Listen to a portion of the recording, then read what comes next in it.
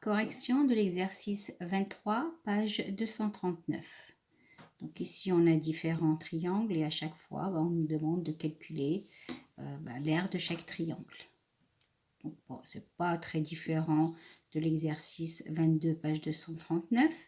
Bon, il y a quelques cas en particulier qu'on va voir. Si je prends le premier, c'est toujours le même principe. Si je dois calculer l'aire du triangle ABC, qui est rectangle en B, donc l'aire du triangle ABC est égal, on avait dit, la formule c'est la base fois la hauteur divisée par 2.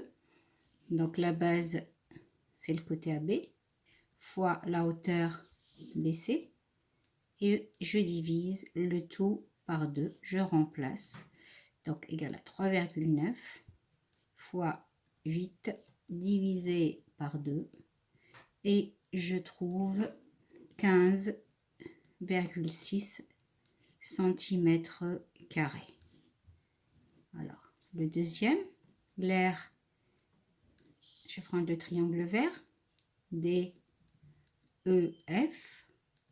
Donc là, c'est le deuxième cas, un triangle quelconque qu'on a vu dans le cours. D'ailleurs, il n'est pas quelconque, c'est un triangle isocèle. Vous voyez ici le code qui veut dire que c'est un triangle isocèle. Donc la même chose, la base fois la hauteur. Je vous ai déjà expliqué dans le cours ce que c'est qu'une hauteur. Donc ici, une hauteur, c'est une droite qui passe par un sommet, ici, qui passe par le sommet F et qui est perpendiculaire au côté opposé. Donc voici la base, voici la hauteur. Ça marche toujours comme ça. Base, donc la base est égale à DE. La hauteur est égale à, je vais mettre ici H pour que ce soit plus simple pour vous à comprendre. Donc DE fois FH et je divise le tout par 2. Je remplace DE par 16.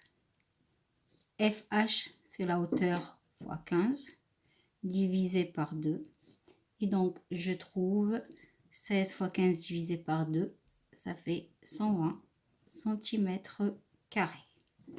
Voilà, vous voyez que je ne me suis pas du tout servi de ces deux dimensions, donc 17 cm. Ensuite, je dois calculer l'aire du triangle jaune, donc qui s'appelle MNO. La même chose, j'ai une hauteur. Je vais prendre la base relative à cette hauteur qui est là, et là, c'est la hauteur. La même chose, ici, la base, c'est MN. La hauteur s'appelle OH et je divise par 2. Je fais très attention. MN est égal à 2 plus 4,3. Donc est égal à 6,3. Et donc l'aire de MNO est égal à MN, 6,3, fois la hauteur qui est égale à 5,2. Et ensuite, je divise, je peux mettre des parenthèses si je le souhaite, et je divise par 2. Et je trouve 16,38 cm².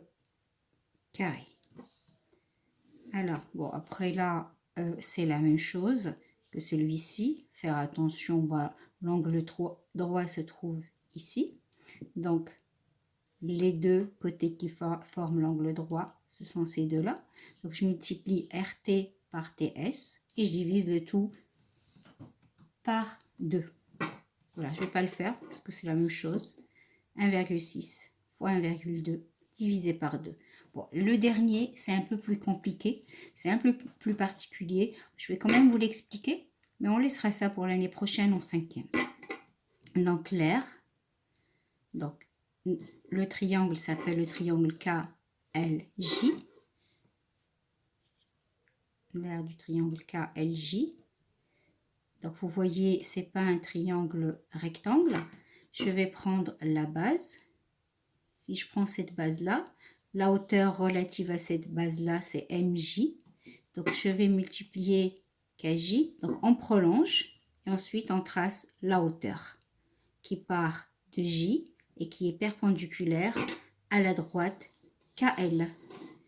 Donc, ça fait la base KL multiplié par MJ, le tout divisé par 2, c'est-à-dire 5 fois 2 divisé par 2.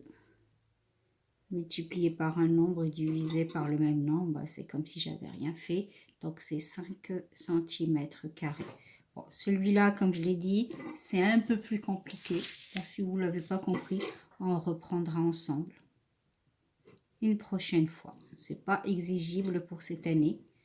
Donc, voilà pour la correction de cet exercice.